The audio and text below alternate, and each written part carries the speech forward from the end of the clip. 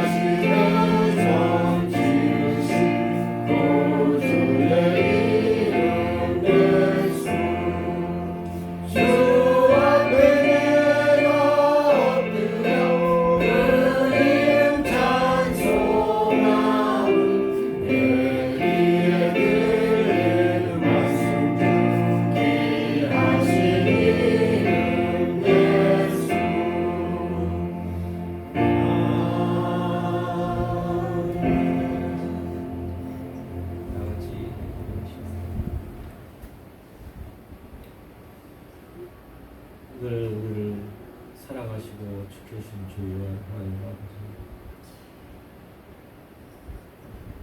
우리 몸속에 주님의 피로 뜨거운 피가 흐르게 해 주시옵시고 그 피가 식지 않게 주님 인도해 주시옵시고 지켜주시옵소서.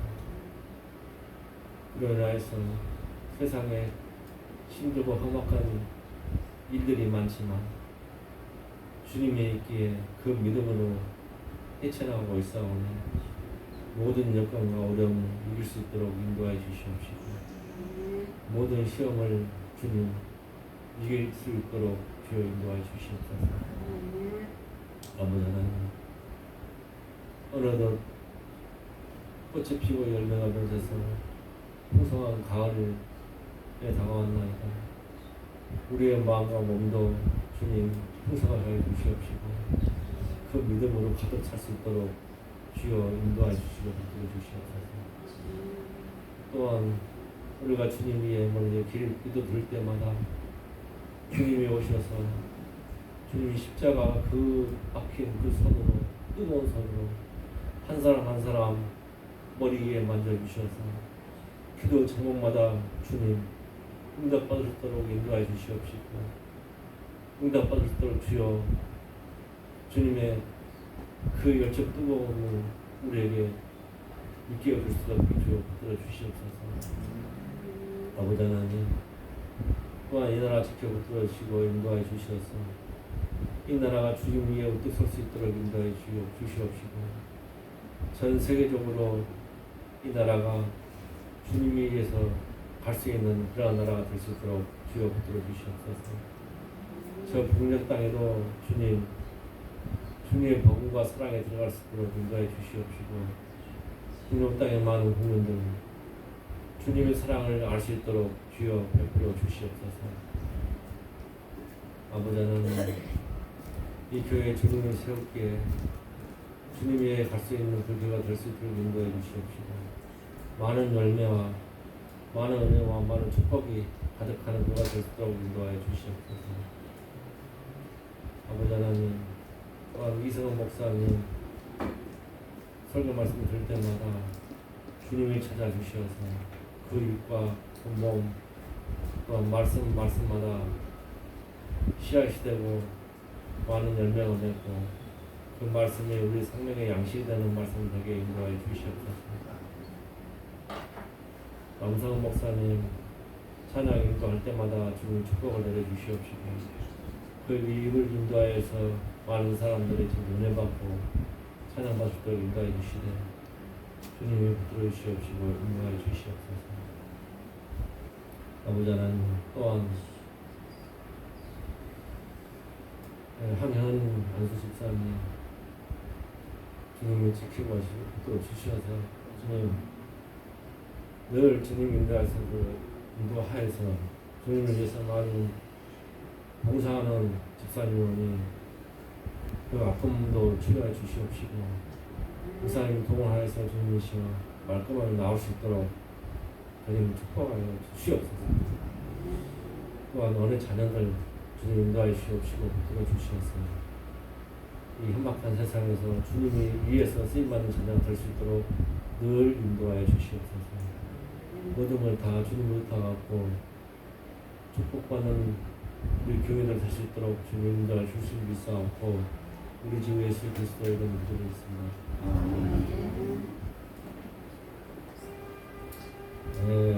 성취교독은 시편 84편 보시겠습니다. 제가 먼저 읽겠습니다. 만군을 여호와여 주의 장막이 어찌 그리 사랑스러운지요. 내 영혼이 여호와의 구원을 사모하여 쇠하였나이다. 내 마음과 육체가 살아계시는 하나님께 부르짖나이다.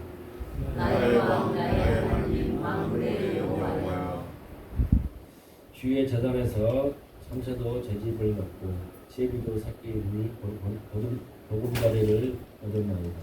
내 집에 사는 자들은 복이 있나니 그들이 항상 주를 찬송하리라. 주께 힘을 얻고 그 마음에 시온에 데려가 있는 자는 복이 있나이다. 그들이 눈을 붙잡고 지나갈 때에 그곳에 많은 샘에 있을 것이며 이른 비가 벽을 채로 두나이다. 주의 구령에서야 만나리 다른 곳에 사실 삶보다 나은즉 악인의 장막에 사는 것보다 내 하나님의 성전 움직이도 있는 것이 좋사오니. 다 같이 공존하시겠습니다. 만물에 여호와여 주께 의지하는 자는 복이 있나이다. 아멘. 다 같이 합심 기도 드리시는데 이 나라와 교회와 또 안주 집사를 위해서 많이 기도해 주시기 바랍니다. 합심 기도 드리겠습니다.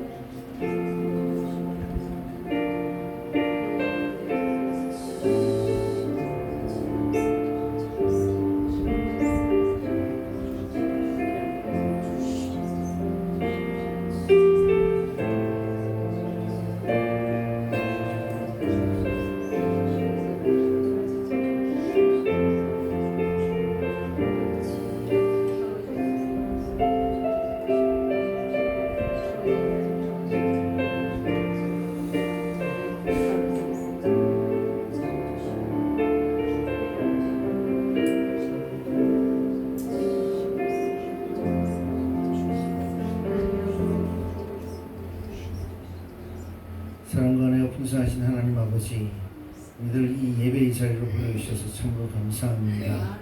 우리를 교회로 부르시고 또 하나님의 자녀로 부르셔서 참으로 예수 그리스도의 영광을 위해서 살아가는 하나님의 자녀들이 되게 하시면 참으로 감사합니다. 이 시간 우리가 마음 다해 하나님께 기도하는 그 기도를 하나님께서 들어 응답하여 주시고 하나님 조목조목 아버지께 기도한 그 기도의 내용 이루어질 때마다 하나님께 감사와 찬양과 영광을 올릴 수 있도록 도우시기 원합니다. 무엇보다 하나님 우리 교회 이 땅에 세우셨는데 하나님 우리 교회를 통해서 수많은 영혼들이 구원에 이르고 하나님의 마음을 시원케 하는 아름다운 교회가 될 수 있도록 하나님 붙들어 주시기 원합니다. 감사합니다. 이 시간 예배의 시간입니다.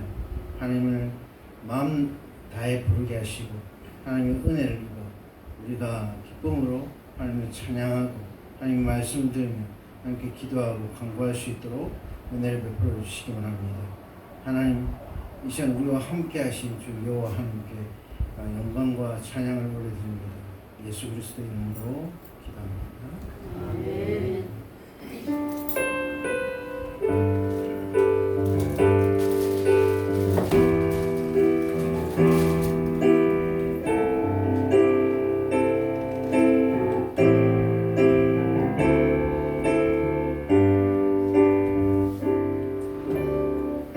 내 안에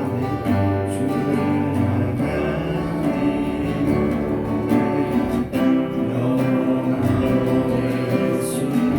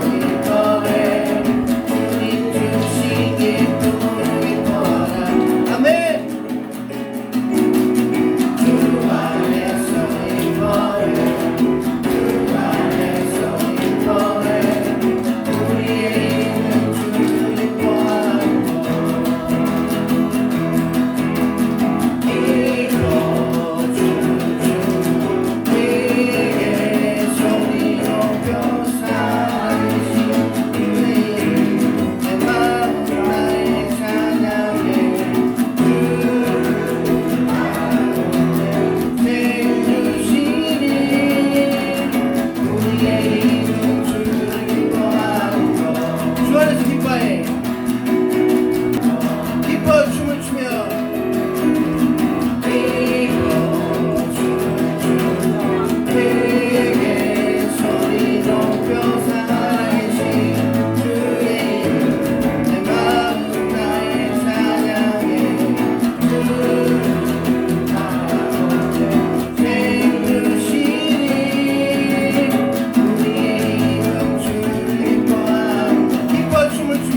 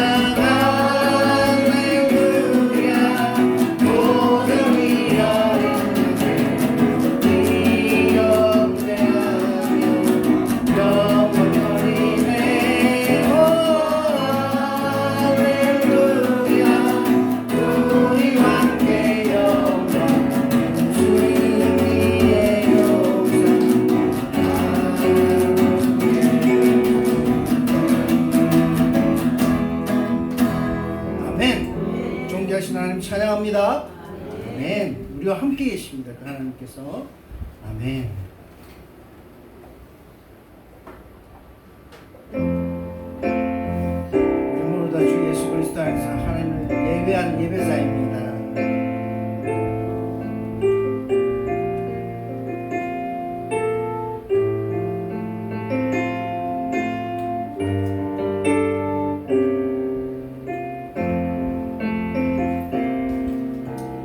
나는 하나님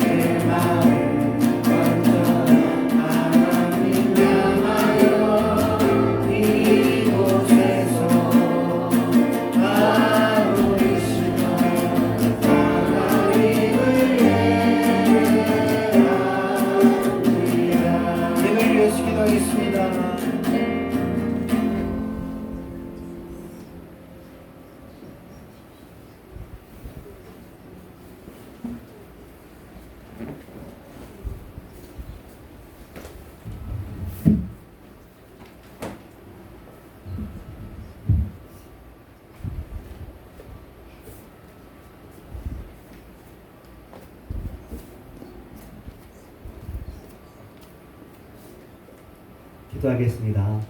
하나님 감사합니다. 주님께서 이 시간 우리를 불러 모아 주시고 우리가 인간으로 생명으로 무엇보다 하나님을 알고 하나님께 찬송하시는 존재로 이 시간 찬양할 수 있음을 감사합니다. 이 시간 또 우리가 늘 하나님의 은혜를 기억하고 삽니다만 그래도 다시 한번 하나님의 은혜에 대한 이야기를 듣는 것이 좋아서 이 시간 하나님의 말씀을 나누고자 하오니 은혜 베풀어 주시옵소서. 예수님의 이름으로 기도합니다. 아멘. 하나님의 말씀은 사무엘상입니다. 1장 1절부터 3절까지 읽겠습니다. 같이 읽겠습니다. 시작. 에브라임 산지 라마다임 소림에 에브라임 사람 엘가나라 하는 자가 있으니 그는 여로함의 아들이요 엘리후의 손자요 도후의 증손이요 수대의 은손이더라. 그에게 두 아내가 있으니 하나의 이름은 한나요 하나의 이름은 분인나라. 분인나는 자식이 있고 한나는 부자하더라. 이 사람이 매년에 자기 성읍에서 나와서 실로에 올라가서 만군의 여호와께 경배하며 제사를 드렸는데 엘리의 두 아들 홈리와 비느하스가 여호와의 제사장으로 거기 있었더라. 예, 사무엘상이 우리가 지난주에 봐야 될 부분이었죠.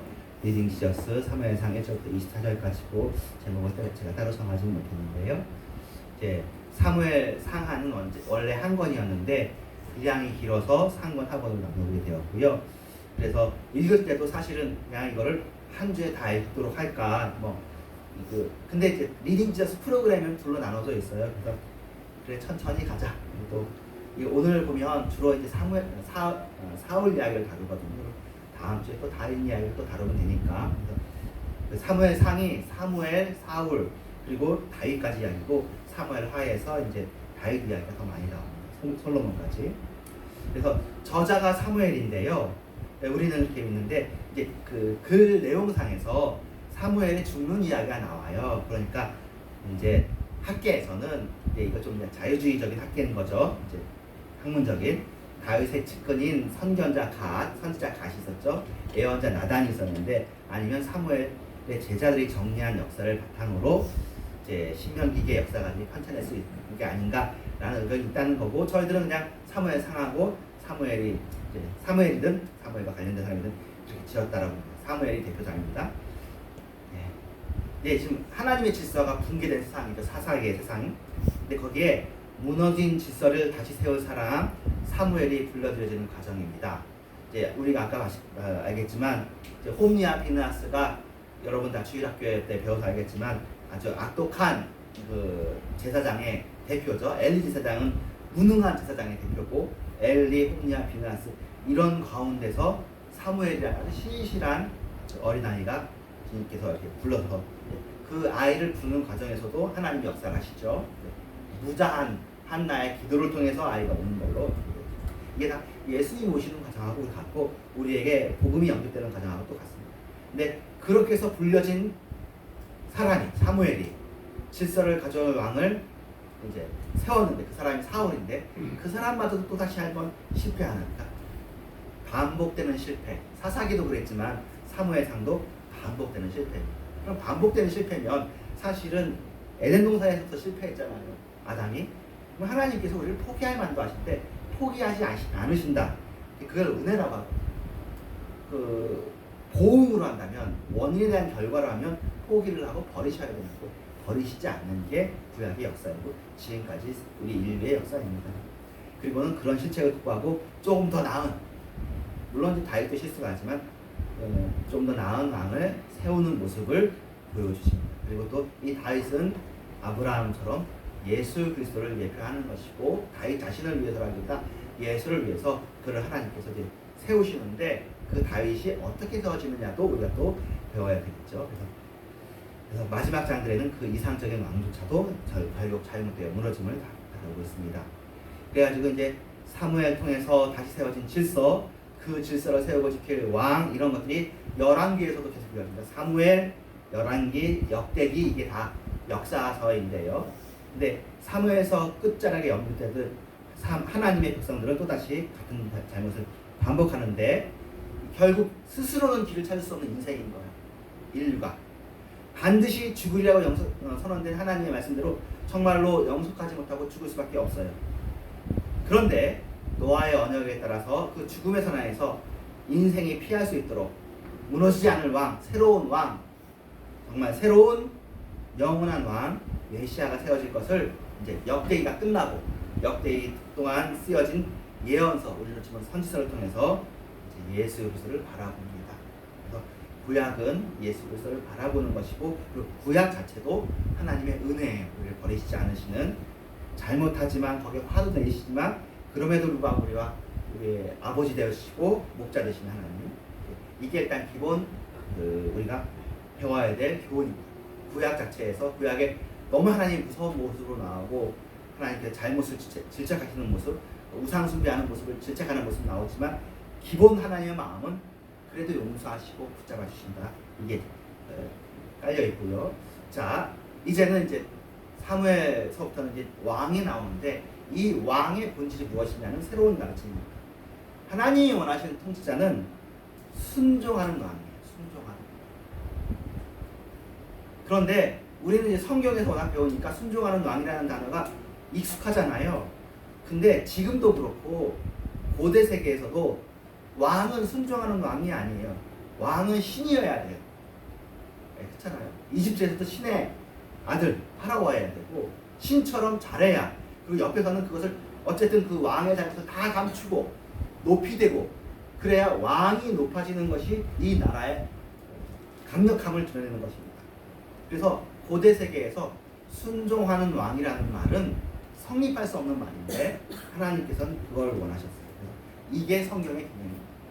왕인데 순종하는. 그래서 이걸 신약에서는 종왕이라고 해요. 서번트 킹, 섬기시는 왕. 그게 예수님입니다. 그래서 이 순종은 자신의 뜻을 꺾고 하나님의 뜻에 복종할 수 있는 능력입니다. 그래야 왕이 될 수 있는 거예요.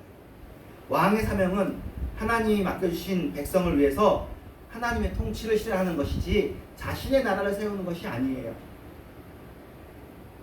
우리가 자꾸 잊어버리죠. 우리도 하나님의 나라보다는 내 나라를 세우고 싶죠.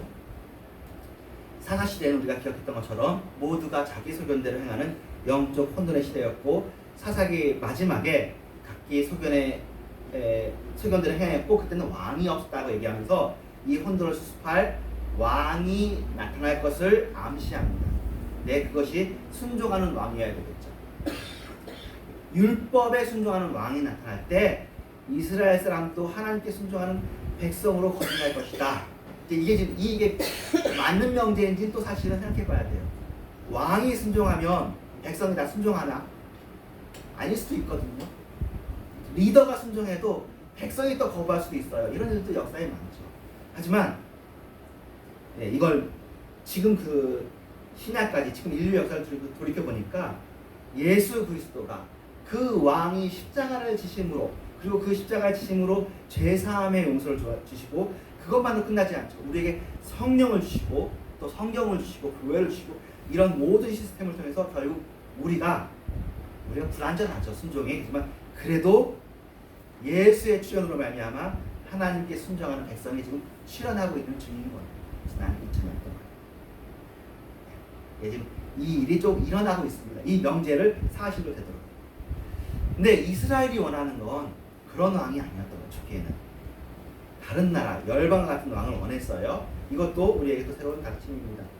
그들이 왕을 원한 진짜 이유는 우리도 다른 나라처럼 되고 싶은 열망 때문이었어요.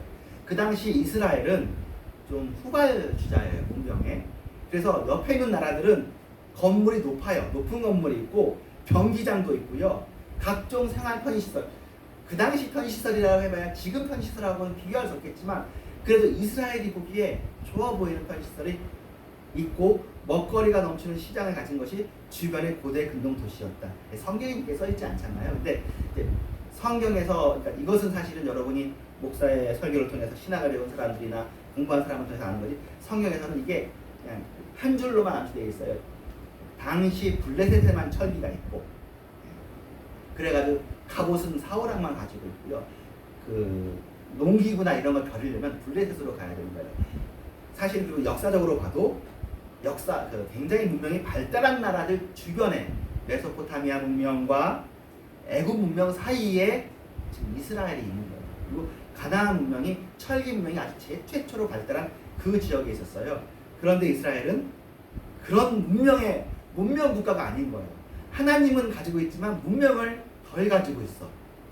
그러니까 우리도 옆에 나라처럼 왕을 가지면 그렇게 되겠구나 그런 생각이 듭니다.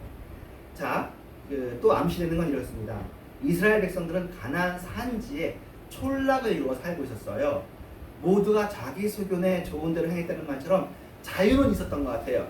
하지만 경제적으로는 그렇게 풍요롭지 못했고요. 그래서 산촌 관계인 거예요. 산촌. 목축도 하고 산에 있는 과일 나무도 키우고 그리고 약간의 이제 농경도 있지만 전형적인 산촌 경제로 먹고 사는 데는 부족함이 없어. 그런데 외적이 침입하면은 없는 거예요. 돈을 모아놓은 것도 아니고 음식을 모아놓은 것도 아니고 외적이 침입하면 다 뺏어가. 또 가뭄이 한번 들면은 그들의 삶이 무척 궁핍해졌어요. 그래서 이스라엘 장로들은 결정을 하는 거예요. 우리도 다른 나라들처럼 왕을 세우자. 그러면 왕이 우리를 부유하게 해줄 것이다. 사사들은 있다가 없어지는 거예요. 30년, 40년, 20년 하더라도. 근데 왕은 강제력을 가지고 있잖아요. 그러면 강제력을 가지고 세금을 막 모으고 그래가지고 사람들 동원해서 부역을 하고 군대를 또 세울 거 아니에요. 그럼 군대를 통해 다른 사람 무찌르기도 하고 우리도 방어도 하고 얼마나 좋지 않겠느냐 그런 생각을 하는 거예요. 가뭄에 농사를 지을 수 있는 관계수를 건설하는 것도 옆에 나라에서 보고 상비군을 설치해서 외적의 침입을 효과적으로 막아내는 그런 기대를 하는 거예요. 그런 마음이 들잖아요. 하나님은 있어. 먹고 살 수도 있어. 근데 운명이 부러운 거예요. 우리 그럴 수 있잖아요. 그렇죠? 영생은 얻었지만 잘 살고 싶잖아요. 네. 잘 사는 것 같아요. 옆에 사람들은. 뭐 그 사람들이 우상을 믿고 신앙은 형편없지만 그래도 부러워 옆에 사람들이. 그건 뭐 우리가 그런 마음이 든단 말이에요.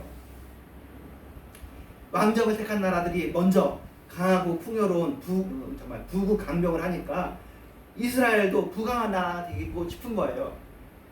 수단이 문제는 수단인데 그들이 원하는 왕은 이방 나라의 왕처럼 카리스마가 넘치는 신과 같은 존재였을 거예요. 그런데 그건 뭐예요? 하나님의 왕권을 거부하는 우상 숭배와 다름없는 거죠. 그래서 이런 것들이 이제 성경에 깔려 있기 때문에 이제 하나님께서 그런 마음을 사실은 주저하면서 사실은 주신 거죠. 우리도 그런 마음이 있죠. 그런 마음이 있는데 사울 왕은 이제 군사적 업적을 주로 했다 그래요. 근데 사울이 이제 그 사무엘 상에 보면 이것도 역시 이제 성경을 읽으면 그 이야기에 빠져 있는데 이제 한 발짝 떨어서 학자들은 또 이거 연구하는 사람들이니까 학자들이 보니까 우리가 지금 다윗 왕이 이제 성전 세우고 궁전 세우는 거 봤잖아요. 궁전보다 먼저 성전을 세웠죠. 근데 사울은 그러면 궁전도 없었던 거고 성전도 없었고. 그러니까 그가 사울의 전쟁 회의를 한 장소가 사무엘상 14장 12절을 보면 이렇대요. 기브와 변경 미그로 다니는 석류 나무 아래서. 그러니까 왕이 나무 아래 모여가지고 다 그래가지고 군사회의를 하는 거예요. 참 초라하죠. 그리고는 조직이 없어가지고 사울의 조직, 군사 조직, 정부 조직은 군사령관 아브넬 이 사람 말고는 언급되지 않습니다. 나중에 다윗은 많이 나와요. 사람들이 조직이 많이 나오는데 사울은 그게 없었어요. 그러니까 사람들이 야 우리도 좀 조직도 좀 하고 우리도 좀 왕을 위해서 좀 지어주고 성전도 좀 멋있게 짓고 좀 그러면 남보기도 좋고 부럽지 않겠느냐 그런 생각이 들었던 거죠. 그러나 이스라엘 왕은 가나안 땅에 사는 이스라엘 사람들에게 하나님의 통치를 대리하는 자여야 되고 사울은 지속적으로 하나님께 불순종했고 고의적으로 하나님의 왕권에 도전을 했죠. 사울은 아말렉을 멸절하지 않아가지고 그 순종이 제사보다 낫다는 사무엘의 선언 이후에도 이렇게 얘기하는 거예요. 사울의 마음가짐이 이래요. 내가 범죄하긴 했습니다. 하지만 그래도 내가 청하옵나니 내 백성들의 장로들 앞과 이스라엘 앞에서 나를 높여주세요. 이해가 되시? 우리가 그 조선 왕조에서 보는 것과 우리가 최근까지 본 이게 권위주의 지도자들은 이거예요. 아프리카의 독재자들도 그렇거든요. 잘못한 거는 다 감춰야 돼. 지도세도 모르게. 그 관료들은 다 그걸 해야 되는 거예요. 나를 자기를 높여야 되는 거예요. 내가 잘못한 건 있지만 그건 숨겨주시고 내가 하나님한테 해결할 테니까 백성들 앞에는 내가 잘못한 게 있으면 내가 뭐 모습이 쓰겠냐는 거죠. 내 잘못한 건 다 감춰달라는 거예요. 그게 사울의 모습이었어요. 사울이 보기에도 그 주변에 있는 왕들이 그랬기 때문이죠. 그런데 다윗은 어떻게 되냐면 블레셋의 장수 골리앗을 물리쳤죠. 또 사무엘에서 기름 부음을 받았죠. 그런 다음에도 최종적으로 왕이 되기 이스라엘의 왕에 이제 즉위하기까지 굉장히 오랜 세월을 고난 속에 이해할 수 없는 상식적으로 있을 수 없는 상황 속에 사실 그가 보냅니다. 심지어는 다윗이 사실 사무엘 상하에서 굉장히 특징적인 사건 중에 하나가 다윗이 골리앗을 물리쳤잖아요. 그러니까 블레셋이 원수 나라인데 나중에 다윗이 블레셋에 들어가요. 나 보호해달라. 사울이 자기를 잡고 죽이려고 하니까. 굉장히 특이한 일인 겁니다. 다윗의 마음이 그게 너무너무 속상한 일이지만 어쩔 수가 없었어요. 그 정도로 고난을 당해요. 근데 그 고난의 의미는 뭐냐면 그가 순종하는 왕이 되기 위해서 그가 고난을 당했다라고 우리는 생각합니다. 왜냐하면 다윗이 되어야 되는 왕은 고대 근동의 왕과 다르고 고난을 통해서 순종을 보여야 됩니다. 그래서 고난을 통해 연단받은 다윗은 그래도 하나님께서 사랑하시는 기뻐하시는 그런 왕이 되어집니다. 그러니까 여러분들도 이 세상에서 참 이해되지 않고 납득이 되지 않는 그런 고난의 시기가 있으면 하나님께서 나를 다윗처럼 만드시려고 하시는구나 라고 좀 생각해야 될 것입니다. 이 세상에 예수 믿는 사람들이 정말 남부럽지 않게 정말 폼나게 그렇게 살았으면 좋겠는데 하나님께서 그렇게 하시기보다 이렇게 순종을 배우게 하시는 게 사울의 길로 가지 말고 다윗의 길로 가라고 하나님께서 하시는 거거든요. 처음부터 순종의 사람이 되는 게 아니라 고난을 통해서 순종하는 사람이 되어가는 것입니다. 그래서 우리도 고난을 통해서 순종의 사람이 되어가는 것이지 고난이 없이 우리가 순종하는 사람이 되어가는 것이 아니거든요. 여러분의 인생에 정말 힘든 일, 어려운 일, 좀 여러분도 기대하는 바가 있잖아요. 우리의 기대보다 원치 않는 일, 우리가 기도해야 되는 사실은 범사에 감사하긴 하지만 감사보다는 먼저 기도가 먼저 나오는, 항상 기뻐해야 되지만 이걸 기뻐하기보다는 좀 슬픔이 나오는 그런 일이 있다면 이걸 통해서 나를 순종의 사람이 되게 하시는구나 라고 보시면 되겠습니다. 참 신기한 건 하나님의 사람들, 그 마음속에 성령이 있는 사람들은 이런 고난을 통해서 주님을 등지고 떠나는 것이 아니라 주님께로 더 나오는 사람입니다. 고난당한 것이 내게 유익이라, 이게 하나님의 말씀이시죠. 예, 오늘은 이제 이만큼으로 말씀을 정리하고 이제 그 성경 문제를 보겠습니다. 답도 밑에 써 있으니까 보겠습니다. 사사시대 흉년으로 베들레헴에서 모압 땅으로 이주한 나홈의 가족들은 모두 몇 명입니까? 몇 명이죠? 4명. 4명. 예. 그래서 4명이라고 하면 안 될 것 같아서 제가 사람 이름을 썼어요. 엘리멜렉이 이제 아버지고요. 나오미가 그의 아내고 엘리멜렉의 아들이 말론하고 기론인데 이 두 사람의 이제 그 자부 이야기가 다음에 나오는 거죠. 자, 나오미의 첫째 며느리와 둘째 며느리는 각각 누구입니까? 답은 오르바하고 루시예요. 루시 더 먼저인지 오르바가 더 먼저인지 순서적으로는 오르바하고 루시예요. 이 두 사람이 그래서 말론과 기론을 낳았죠. 여기는 이제 룻기예요. 우리가 룻기는 이제 그냥 그 성경 말씀 안에 그 같이 그냥 한꺼번에 사이에 있는 거라서 같이 읽고 넘어갔지만 여기 룻기 이야기를 나왔습니다. 자, 룻이 베들레헴에서 결국 재혼을 하게 됩니다. 그 사람은 이름이 무엇일까요? 네, 보아스라는 사람입니다. 이 보아스는 어떤 의미가 있는 사람인지 볼까요?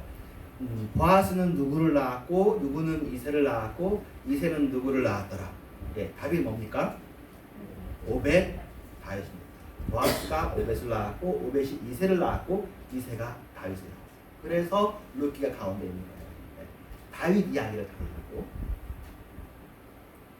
자, 하나님에게는 빼앗겼고 엘리의 두 아들 홈니와 비나스는 죽임을 당하였더라. 이는 어느 나라와의 전쟁에서 일어난 결과일까요? 네, 블레셋. 그래서 사무엘상에서는 그 가나안 7족속 중에서 특별히 블레셋과의 이야기가 됩니다. 처음에는 블레셋이 이제 학자들의 견해에 의하면은 저쪽 그 그리스 남부에서 이렇게 그 배를 타고 넘어왔을 가능성이 높대요. 근데 처음에는 이스라엘하고 붙이지 않다가 점점 블레셋 사람들의 수가 많아지면서 나중에는 이제 블레셋과의 전쟁이 가장 메인 전쟁이 되어지는 거죠.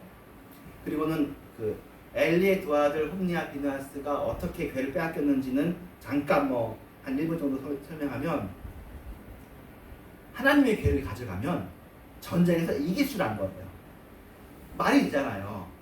늘 하나님의 괴를 나가면 여리고성도 이기고 아이성도 이겼고 그랬으니까 하나님의 괴를 가져갔는데 블레셋이 이기고 괴도 빼앗기고 홈니와 비나스도 죽고 그런 일이 발생한 거예요. 하나님이 살아계시지 않은 건가요? 아니요. 하나님이 살아계시는데 이게 굉장히 특별한 사건인데요. 하나님이 하나님의 괴에 붙어 있는 것이 아니라, 그래 그 빼앗겨가지고 결국 이게 이제 이방 신상에 가고 그러거든요. 나중에 이 괴를 다윗이 가져오는 내용이 굉장히 중요한 내용으로 오잖아요. 근데 하나님의 괴가 이렇게 빼앗길 수 이거는 나중에 하나님의 성전, 솔로몬 성전이잖아요. 그 성전이 있으면 이스라엘은 안 망한다고 생각했어요. 죽을 때까지. 영원토록. 말이 되잖아요. 왜냐하면 하나님께서 영원토록 여기 거하시고 했으니까. 그런데 웬걸 예레미야가 여기에서 계속 예언하는 게 뭐예요? 하나님께서 매적을 통해서 아수를 통해서 바벨을 통해서 너네들 멸망하게 할 것이다. 그럴 때 하나님의 이름을 빙자한 다른 선지자들이 하나님의 성전, 즉 그때도 하나님의 궤거든요. 성전 여기 있으니까 예루살렘은 절대 멸망하지 않는다고 얘기했어요. 근데 그렇지 않았어요. 예루살렘이 멸망했어요. 지금은 그렇지 않아요. 지금은 예수 안에서 우리가 영접이 되어지고 우리의 관계가 끊어지지 않아요. 네, 그 당시에는 이게 있었던 일인 거고요. 이만큼 하나님께서, 그러니까 우리 생각에는 하나님의 궤가 우상이 되는 거죠. 우리에게는 여호와의 성전이 우상이 되는 거야. 그래서 그 성전만 붙잡고 하나님의 궤만 붙잡으면 하나님도 붙잡을 수 있다고 생각하는데 하나님은 그렇게 붙잡히지 않습니다. 하나님은 신령과 진정으로 붙잡히는 거고 예수 안에서 있는 것이지 그렇지 않은 것이죠. 자, 212번 문제 보겠습니다. 사무엘이 블레셋에 물리쳤어요. 이분은 군사 전략가도 아닌데도 블레셋에 물질렀거든요. 그래서 미스바와 센 사이에 돌을 세웠습니다. 그 돌이 이제 에벤 에셀이에요. 그 뜻은 무엇입니까? 같이 읽을까요? 시작. 여호와께서 여기까지 우리를 도우신다. 예, 여러분들에게도 그 에벤 에셀이라는 단어가 참 좋은 단어니까 기억하셨으면 좋겠다 싶어서 이 문제를 여호와께서 여기까지를 도우셨다. 여기까지만 도우시는 것이 아니라 앞으로도 도우시겠죠. 예. 에셀이 예수 그거예요. 그 이응시읒 이게 도움이고요, 구원이고요. 에벤 이게 돌이라는 뜻이에요. 에벤 에셀. 자, 순종이 제사보다 낫고 듣는 것이 순양의 기름보다 나으니라. 누가 누구에게 한 말입니까? 같이 볼까요? 시작. 사무엘이 사울 왕에게. 우리에게도 마찬가지죠. 우리도 사울이 처했던 게 대답이 그래요. 왜 아말렉의 모든 사람들을 죽이지 않고 동물들을 안 죽였냐 했더니 이걸로 제사 드리면 되지 않겠냐. 그것도 얼마든지 말이 되잖아요. 그러세요. 하나님이 원하시는 게 무엇인지 아까 그 법계 사건을 통해서도 우리가 알았어요. 자, 다윗이 블레셋의 골리앗을 쓰러뜨리기 위해 전쟁에 가져간 것은 무엇일까요? 같이 읽을까요? 시작. 매끄러운 돌 5개와 석전을 했던 것 같아요. 그 당시도. 그래서 이것을 가지고 갔어요. 사실은 사울은 그 당시에 자신의 있던 못하고 그 무기를 좋았는데 그 당시 소년 다윗에게 크니까 그건 필요 없다고 하고 이제 이렇게 하고 사실은 거기 성경 구절에 보면 여호와의 이름으로 나간다고 해요. 네가 모욕하는 여호와의 이름으로 내가 나간다고 하고는 이제 했더니 그 블레셋이 몸집이 큰 사람이고 다 갑옷을 입었는데 여기가 비어 있었는데 여기에 다 맞아가지고 죽인 다음에 달려가가지고 칼로 골리앗의 칼로 골리앗을 목을 잘라요. 그 사무엘 상하 읽으면 나중에 그 골리앗의 그 무기가 나중에 어떻게 처리되는 뜻도 나오는 얘기가 있습니다. 근데 이렇게 영광스러웠던 다윗, 뭐든 전쟁에 나가면 다 이기는 다윗인데도 내부 일종의 그 사울 왕에게 미움을 받다가 계속 도망을 가는데 그 나중에 최악은 아기스 왕이라고 블레셋에게 가는 거고 주된 시기는 아둘람 굴에 숨어 있습니다. 광야의 시기인데 이때 모인 사람들에 대한 설명이 나와 있어요. 사무엘상 22장에. 근데 이건 제가 읽을게요. 환난당한 자, 빚진 자, 마음이 원통한 자들이 와요. 답은 이제 틀린 것이 그 600명이라는 건데 400명. 이 400명이 나중에 다윗의 군사가 되어지고 다윗의 왕권을 형성하는데 다윗의 정말 다윗이 목이 마르다 할 때 물 가져오기도 하고 다윗이 내가 이 물을 먹을 수 있느냐 하는 얘기도 나오고 이런 사람들이 여기 있습니다. 다윗처럼 환난당하고 마음이 원통한 사람들이 이렇게 모여 있는 거죠. 소수의 사람들이 400명. 이 사람이 나라를 이렇게 된 거죠. 예, 마치겠습니다. 사무엘상 15장 22절 같이 읽고 오늘 말씀하십니다. 시작. 사무엘이 이르되 여호와께서 번제와 다른 제사를 그의 목소리를 청정하시는 것을 좋아하신같이 좋아하시겠나이까. 순종이 제사보다 나고 듣는 것이 순양의 이름보다 나아요. 우리의 하나님은 다른 하나님하고 다른 신하고 다르셔요. 이게 되게 맞는 거예요. 기도하겠습니다. 하나님 감사합니다. 주님께서 우리에게 말씀을 주시고 우리의 생각을 또 바꿔주십니다. 우리가 성경을 읽을 때마다 우리도 그들과 똑같고 우리도 실수할 수 있고 우리도 반복되는 그런 잘못에 저지를 것 같은데, 그러나 우리를 붙잡으신 주님, 구약과는 달리 이제는 예수 안에서 우리의 마음속에 신비를 세우시고, 내가 너를 과연 버리지 아니하고 떠나지 아니하시 하시는 것처럼 우리에게 영접되신 주님, 우리를 버리지 마시고 우리를 영원 세계로, 그 영생의 세계로 끝까지 인도하여 주시옵소서. 우리의 죄는 다 벗어지게 하시고 다 회개되어 인정하게 하시고 주님과 함께하는 우리의 마음들만 주님과 함께 주님의 세상에서 살기를 바랍니다. 예수님의 이름으로 기도합니다. 아멘. 네, 헌금 하시겠습니다.